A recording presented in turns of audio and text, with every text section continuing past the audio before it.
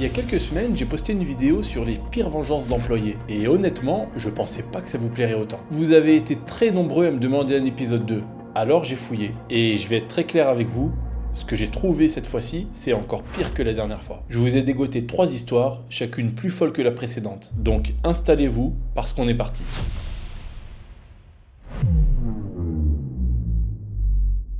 Roger Duronio, c'est pas vraiment le type de hacker qu'on a en tête. Il a pas de capuche en train de coder des logiciels malveillants en pleine nuit. Non, Roger, c'est un monsieur discret qui habite la banlieue du New Jersey. Il a la cinquantaine, il a une vie plutôt rangée. D'ailleurs, lui-même se décrira devant le tribunal comme, je cite, « Je suis un homme simple, qui menait une vie simple. » Roger, il est administrateur système chez UBS Paine-Webber. C'est une des plus grosses banques d'investissement. Son boulot, c'est de faire tourner l'informatique, les serveurs, le réseau, toute l'infrastructure sur laquelle repose la boîte. Et ça veut dire une chose, c'est que Roger, il a les clés. Il a un accès à quasiment toute l'infrastructure. C'est le genre de type qu'on voit jamais, mais sans qui plus rien ne pourrait fonctionner. Et bien entendu, pour faire ça, il est payé.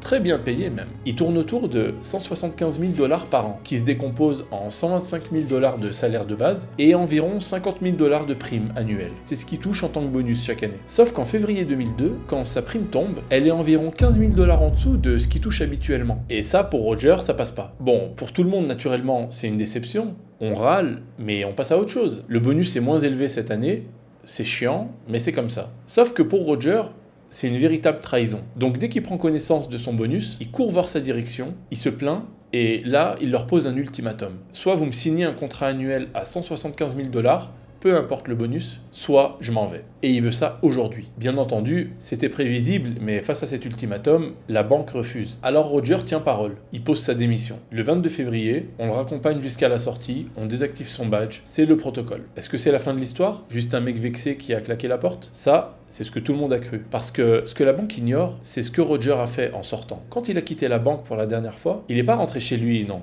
Il est allé directement chez son courtier. Vous savez, pour faire des placements en bourse. Là, il va faire quelque chose de complètement inattendu. Il va récupérer toute son épargne, la sienne et celle de son épouse, environ 20 000 $, et il décide de shorter l'action UBS. Alors, petite parenthèse, parce que c'est important pour comprendre la suite, en bourse, quand vous achetez une action, vous pouvez soit parier qu'elle va monter ou descendre. Ce que Roger a fait, lui, c'est parier à la baisse. Et il a acheté des options de vente. C'est un pari qui rapporte que si l'action qu'on a achetée diminue. Donc plus l'action tombe et plus il gagnera d'argent. Parier sur la chute d'une entreprise, dans le jargon, on appelle ça shorter. Et un contrat, c'est juste l'unité de mise, comme un ticket. Donc Roger va acheter 318 contrats d'un coup. C'est une mise énorme. Et il parie sur l'effondrement de sa banque. De sa propre banque. Bien entendu, son courtier le prévient, c'est extrêmement risqué, il essaye de le dissuader. Il lui explique qu'il pourrait tout perdre, mais Roger insiste. Il est sûr et certain que l'action va chuter. Il en est tellement sûr qu'il s'est donné 11 jours. 11 jours pour que la banque s'effondre et que son action baisse. Au-delà de cette période,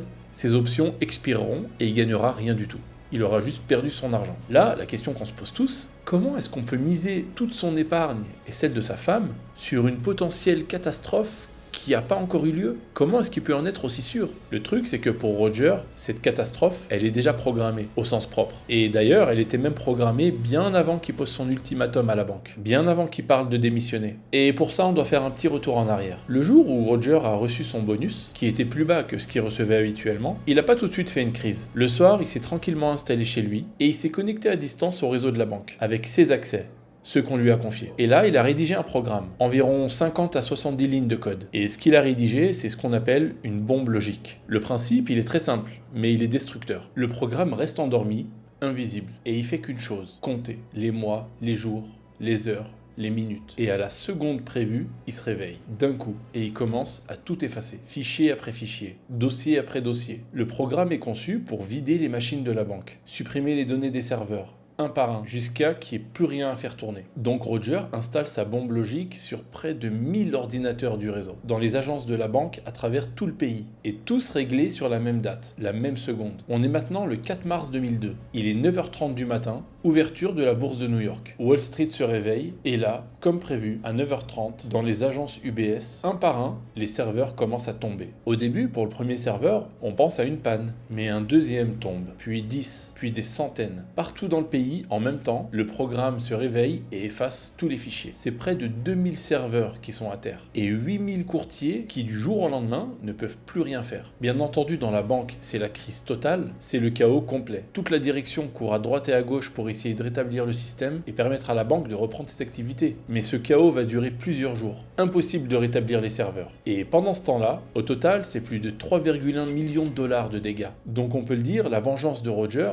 dans son exécution, elle est parfaite. Mais qu'en est-il de son pari? Parce qu'il ne faut pas oublier que le but de toute cette manœuvre, c'est de faire chuter l'action UBS, en semant la panique au sein de l'entreprise. Faire chuter l'action pour gagner un maximum d'argent derrière, vu qu'il a shorté les actions UBS. Pendant cette panique généralisée, Roger, lui, il est devant son écran, et il a le regard fixé sur l'action UBS. Il observe le cours de l'action qui est censé plonger à tout moment. C'est son plan après tout. Sauf que les heures passent, les jours passent, et l'action ne bouge pas. Roger est dans l'incompréhension la plus totale, parce que son plan s'est exécuté à merveille, la banque est complètement paralysée, tous les serveurs sont en panne, mais l'action ne chute toujours pas. Ce que Roger n'avait pas pris en compte, c'est que certes les dégâts sont énormes, mais en interne, le marché, lui, il en sait rien, ou alors il s'en moque. Ça n'affecte pas la valeur de l'action, au contraire, elle reste stable. Et au bout de quelques jours, ces 318 options qu'il avait achetées, elles expirent, sans aucune valeur. Donc au final, Roger vient de détruire pour 3 millions de dollars, il vient de perdre l'épargne de toute sa vie, ainsi que celle de sa femme, pour au final rien du tout. C'est une bonne leçon et ça pourrait s'arrêter là. Mais pour lui, c'est pas le pire. Parce que quand les enquêteurs des services secrets américains vont mener l'enquête et perquisitionner chez lui, ils vont retrouver le code malveillant dans ses ordinateurs personnels. Donc pas de doute, ça vient de chez lui. Et en 2006, Roger sera reconnu coupable de sabotage informatique et de fraude financière. Pour ça, il sera condamné à 97 mois de prison, un peu plus de 8 ans, et il devra rembourser 3,1 millions de dollars à la même banque qu'il a voulu couler.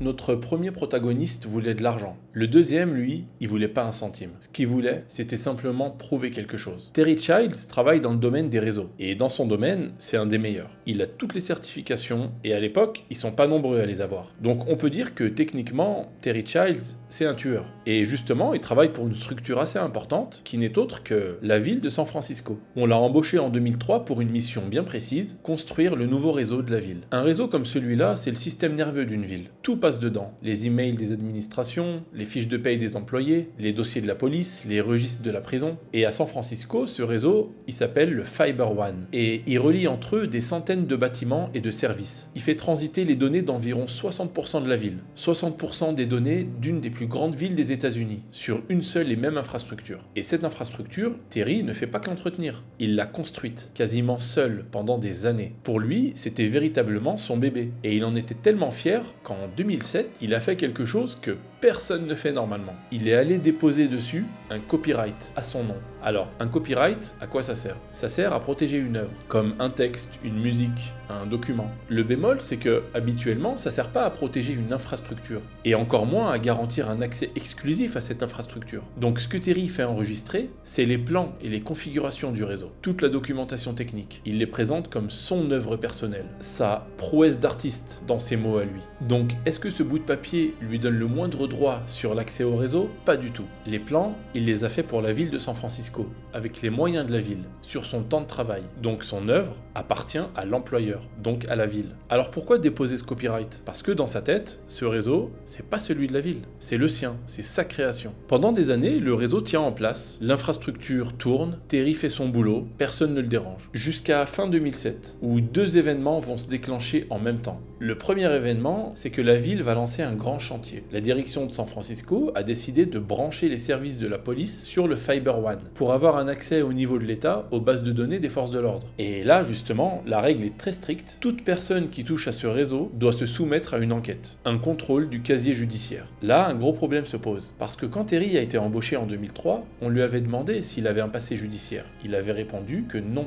mais c'était faux. Et donc, quand on lui demande de se soumettre à l'enquête, Terry va simplement refuser de s'y soumettre. Et ce refus, pour la ville, c'est un aveu. Donc les agents de la municipalité vont creuser et ils vont découvrir ce que Terry voulait cacher depuis le début. Et ce qu'ils découvrent, c'est des condamnations pour crimes qu'il avait jamais déclarés. Notamment à 17 ans, un cambriolage aggravé, pour lequel il a purgé 4 ans de prison au Kansas. Il a aussi eu d'autres démêlés avec la justice par la suite. Maintenant que la ville est au courant et qu'elle sait que le seul homme qui a accès à son réseau a un lourd passé judiciaire qu'il a volontairement caché, qu'est-ce que la ville va faire? Elle va quand même le garder, il sera pas renvoyé. Pour la simple et bonne raison que la ville ne peut pas se passer de lui. Alors plutôt que de le virer, on va bricoler. Pour que Terry puisse continuer à travailler sur le réseau de la police sans avoir à passer l'enquête, on va lui assigner un collègue qui lui a déjà passé le test et qui a un casier vierge. Et ce collègue aura pour seule et unique tâche de l'escorter à chaque intervention. Donc Terry, qui a lui-même construit ce réseau, doit être surveillé par son collègue comme un simple visiteur. Le deuxième événement qui se déclenche en parallèle, c'est un audit. La ville de San Francisco va lancer un audit de sécurité informatique. Et la question à laquelle cet audit doit répondre, elle est simple. Est-ce que le réseau de la ville est vulnérable? Et surtout, qui a accès à quoi? Et la réponse sera donnée dans le bilan de l'audit. Et justement, cette réponse, elle est assez gênante pour Terry. C'est que à peu près tout dépend d'un seul homme. Et ça représente un gros danger pour le réseau. Donc, entre le résultat de l'audit qui montre que Terry est le seul à détenir les clés du réseau et que ça représente un gros risque, additionné au casier judiciaire qu'il a dissimulé,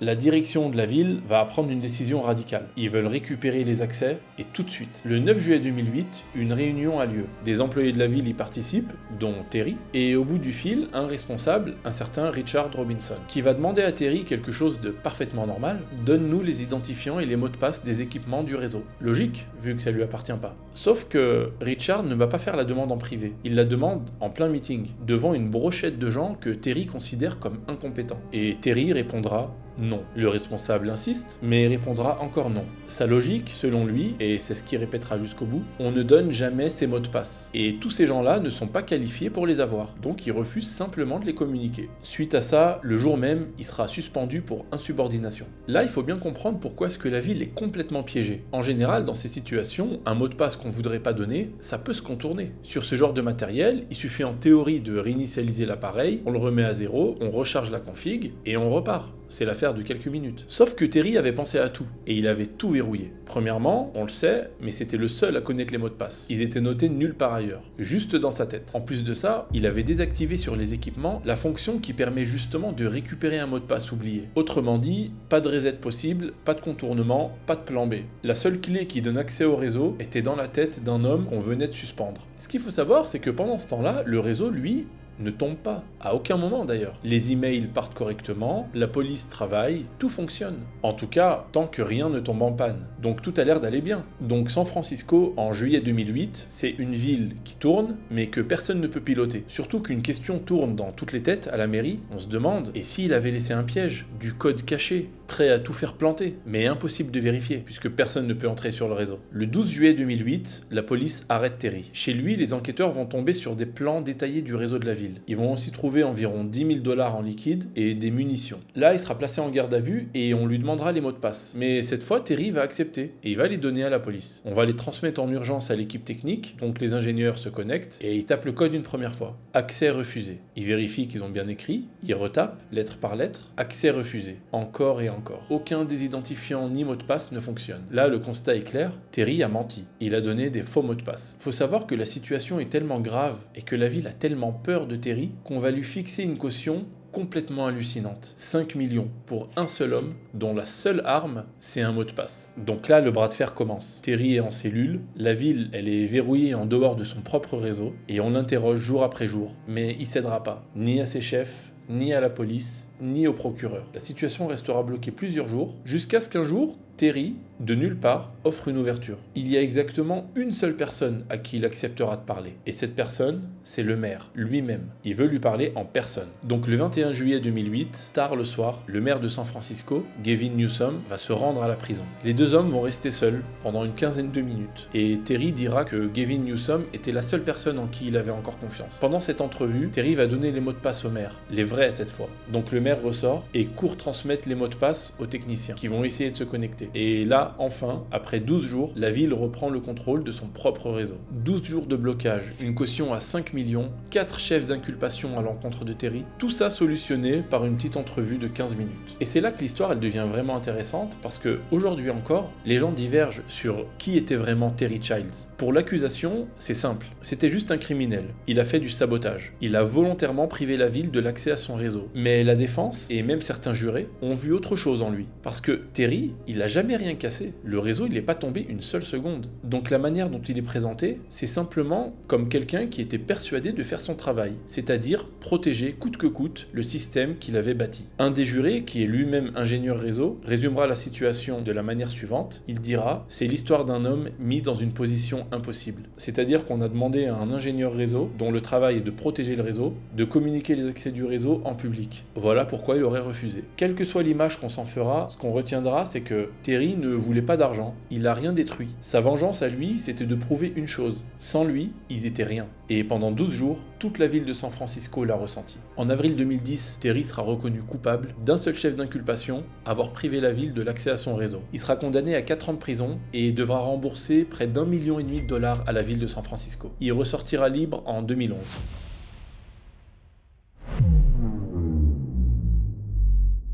Dans les histoires précédentes, l'un a saboté son entreprise avec une bombe logique, l'autre a mis une ville à genoux avec un seul mot de passe, mais pour la troisième affaire, on n'est pas dans le même registre. Lui, ce qu'il voulait, c'est que toute sa ville tremble, et c'est ce qui s'est passé. Marvin Himeyer a 52 ans, et c'est un ancien de l'armée de l'air. Aujourd'hui, il travaille en tant que soudeur, et dans sa région, c'est l'un des meilleurs. Il tient un atelier de pots d'échappement à Granby, un village de montagne du Colorado. Seulement quelques milliers d'habitants. C'est le genre de village où tout le monde se connaît. Lui, il vit à une trentaine de kilomètres de là, seul. Il n'est pas marié, il n'a pas d'enfant, pas de famille. Marvin, ses amis le décrivent comme un type serviable, qui rend service à tout le monde, dès que possible. D'autres le décrivent comme un homme au caractère plutôt difficile. Mais quoi qu'il en soit, pendant des années, Marvin, c'est un type complètement normal. Rien qui laisse deviner la suite en tout cas. Et tout commence par un bout de terrain. En 1992, Marvin achète un terrain à Granby pour 42 000 $. Sur ce terrain, il va y construire son atelier de pots d'échappement qu'il appellera le Mountain View Muffler. Et pendant des années, il le fait tourner tranquillement. Le business va bien. Et les problèmes vont apparaître avec ses voisins. Plus précisément, la famille Dochef, qui possède une entreprise de béton. La famille Dochef veut s'agrandir et donc elle commence à s'intéresser au terrain de Marvin. Dans un premier temps, ils vont essayer de le lui racheter. Et pour ça, ils vont lui proposer la somme de 250 000 $. Somme que Marvin va accepter, dans un premier temps. Parce que, un peu plus tard, il montera les enchères à 375 000 $, gourmand qu'il est. L'entreprise accepte, et là Marvin se sent pousser des ailes, puisqu'il va se mettre à réclamer près d'1 million de $. Donc bien entendu, le deal tombe à l'eau. Puisqu'il refuse de vendre son terrain, la famille de chef s'installera sur le terrain d'à côté, et construira sa centrale à béton juste à côté de l'atelier de Marvin. Cette installation va beaucoup déranger Marvin, qui va faire un recours auprès de la mairie pour empêcher la construction. Mais la ville validera le projet. Marvin fera appel, mais il perdra encore une fois. Donc la centrale à béton se construit, et une fois installée, elle pose un problème majeur à Marvin. La nouvelle centrale lui coupe l'accès. Parce que ce qu'il faut savoir, c'est que pendant des années, ses clients arrivaient chez lui en passant par le terrain d'à côté. Et ce chemin-là, maintenant, il est fermé. Donc c'est tout son business qui en pâtit, et son activité meurt à petit feu. C'est pas les seuls problèmes que rencontrera Marvin. En fait, il va en enchaîner pas mal. Un problème de raccordement à l'égout, pour lequel il devrait passer par le terrain d'à côté, le terrain de ses ennemis maintenant, qui bien entendu refuseront. Donc Marvin se prendra une grosse amende pour ça. En plus de ça, des carcasses de voitures traînent sur sa parcelle, donc il se prendra une autre amende. Et il enchaînera plein de déconvenus, il tentera les recours, les actions en justice, mais il perdra à chaque fois. Donc on voit à peu près le portrait se dessiner. On a un homme seul, dont l'activité est en train de mourir à petit feu, qui est en train de se noyer littéralement dans la paperasse, dans les amendes et les procès. Et ces procès, il les perd, tous. Alors, pour son problème de terrain, Marvin va se mettre à chercher une solution. Puisqu'on lui a coupé l'accès, il va en construire un autre. Il va faire sa propre route. Pour ça, il part en Californie et aux enchères, il achète un énorme bulldozer qui lui coûtera 16 000 $. Et il demandera naturellement à la ville l'autorisation d'ouvrir cette route. Mais la ville dira non. Et c'était peut-être le non de trop, justement. Parce que ce bulldozer qui était acheté au départ pour construire va servir à toute autre chose. On est au début 2003 et Marvin fait une chose que personne ne comprend à ce moment-là. Il vend tout. Le terrain, l'atelier, son activité, pour environ 400 000 $. Les gens du coin pensent qu'il a simplement lâché l'affaire, qu'il a pris l'argent et qu'il est prêt à tourner la page. Mais c'est là que tout le monde se trompe. Parce que Dans l'acte de vente, lorsqu'il a cédé son terrain, Marvin a gardé une chose pour lui, qu'il a bien notifié. Il a gardé l'accès à un hangar qui est resté sur le terrain. Donc même s'il n'en est plus propriétaire, il peut encore y entrer. Et justement, ce hangar, il a de grands projets là-dedans. Et ce qui se trouve à l'intérieur de ce hangar, c'est tout simplement le bulldozer qu'il avait acheté. Et pendant 18 mois, tous les soirs, Marvin va travailler dessus. Dans son hangar fermé, chaque nuit, notre Marvin, qui est un soudeur d'exception, va bidouiller son engin. Mais il n'est pas en train de le réparer. Ce qu'il est en train de faire, c'est qu'il est en train de le blinder. Dans un premier temps, il recouvre la cabine d'une première couche de plaques d'acier. Et puis une deuxième. Et entre les deux, il fera couler du béton. Acier, béton, acier. C'est une carapace que rien ne peut percer. Ni les balles, ni les explosions. Et c'est pas tout. Il va découper des meurtrières dans la carcasse. Et il va y fixer des fusils. Un gros calibre à l'arrière, un autre à l'avant et un troisième sur le côté. Il va aussi installer des caméras sur le toit de l'engin qui seront reliées à des écrans à l'intérieur de la cabine pour lui permettre de voir à l'extérieur sans jamais s'exposer. Les hublots,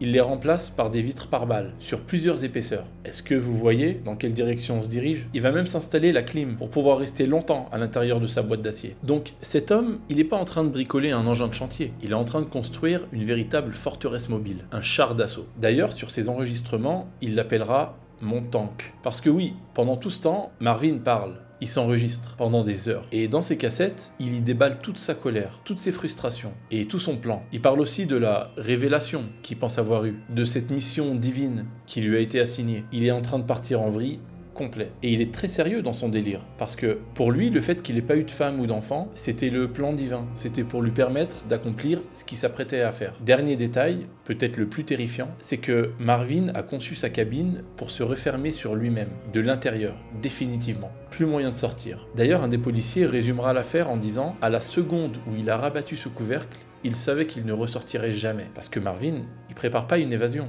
il prépare une fin. 4 juin 2004, on est en début d'après-midi. Le mur du hangar se fait complètement exploser. Le char d'assaut de Marvin sort au grand jour pour la première fois. Et là, tout le village va comprendre ce qui se tramait derrière ce mur depuis 1 an et demi. Sa première cible, direction la centrale à béton, évidemment. C'est celle par qui tout a commencé. Avec son bulldozer, il la percute encore et encore. Le toit s'écroule. Il éclate tout sur son passage. Le patron de la centrale va même sauter dans un engin pour essayer de lui bloquer la route ou de le renverser. Mais rien à faire. Son char va le repousser comme un jouet. Bien entendu, les gens appellent la police en disant qu'un bulldozer est en train de détruire la centrale et aussi qu'on entend des coups de feu. Donc la police arrive, mais contre toute attente, elle se retrouve totalement impuissante parce que malgré les coups de feu sur les hublots, sur la carcasse, rien à faire. Toutes les balles ricochent. Et son blindage, malheureusement pour la police, il tient plutôt bien, trop bien même. D'ailleurs, un adjoint du shérif, qui s'appelle Glenn Trainor, va faire un truc plutôt dingue, il va grimper sur le char en pleine marche, à 4 mètres de haut, pour essayer de l'arrêter. Il essaiera de tirer sur la carcasse, sur les vitres, mais rien à faire. Le char continue à avancer, imperturbable. Et là, notre Marvin, il déroule sa liste. Parce que oui, il a prévu une liste, rien n'est laissé au hasard. Il se dirige avec son bulldozer vers la mairie, et là, il arrache complètement la façade. Ensuite,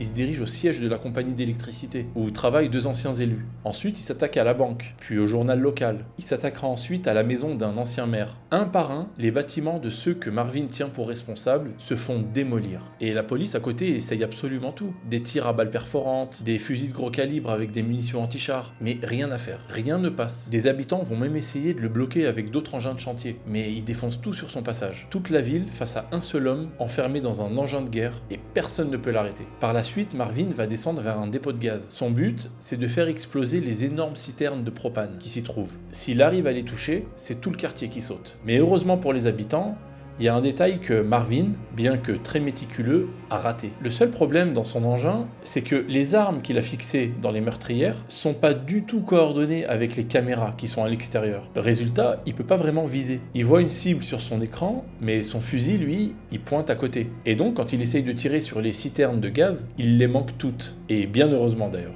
C'est d'ailleurs ça, additionné au fait que la police ait évacué tout le quartier, qui a sauvé des vies ce jour-là. En tout, son escapade durera 90 minutes. Il détruira 13 bâtiments, un quartier entier en ruine et plusieurs millions de dollars de dégâts. Et puis à un moment donné, son moteur lâche, en pleine surchauffe, en crachant une fumée noire. Le char va finir sa course dans un magasin de bricolage et restera là, coincé, complètement bloqué. Là, les policiers s'approchent de l'engin qui sort des décombres et quelques secondes plus tard, on entend un seul coup de feu, à l'intérieur de la cabine. Marvin venait de mettre fin à ses jours, exactement comme il l'avait prévu, seul, enfermé dans sa création. Il faudra des heures aux équipes pour ouvrir la cabine. Il est presque 2 heures du matin quand ils y parviennent enfin. Bilan, 13 bâtiments rayés de la carte, Des millions de dollars de dégâts, une ville complètement traumatisée, mais pas un seul mort. Pas un. Des années plus tard sur internet, Marvin est devenu une sorte de héros. Son histoire, elle est très connue. On l'appelle le Killdozer. Il est vu comme le petit citoyen qui s'est vengé du système, qui a fait payer les puissants. Pour certains, c'est un symbole de l'homme écrasé qui a refusé de se plier. Mais là, faut être vraiment clair, parce que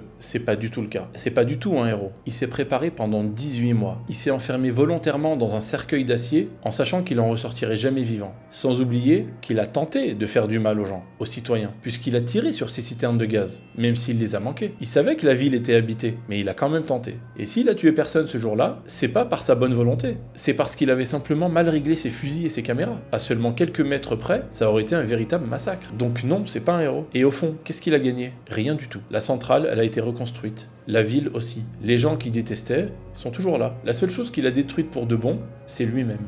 Voilà les amis, c'était la fin de ces 3 histoires. Honnêtement, je les ai trouvées complètement folles. Dites-moi en commentaire si ça vous a plu et laquelle vous avez trouvé la plus dingue. Dites-moi aussi si vous voulez un épisode 3. D'ailleurs, si vous connaissez des histoires de vengeance qui sont encore plus dingues que celle-là, n'hésitez pas à les balancer en commentaire. Les meilleures apparaîtront peut-être dans un prochain épisode. Si ça vous a plu, lâchez un like, ça aide énormément la chaîne, vraiment. Si vous êtes nouveau par ici et que ce genre de format vous plaît, abonnez-vous parce que des dossiers comme ça, je vais en sortir régulièrement. Pour tous les autres, je vous remercie beaucoup d'avoir regardé jusqu'au bout. On se retrouve très vite. Je vous dis à bientôt. Ciao!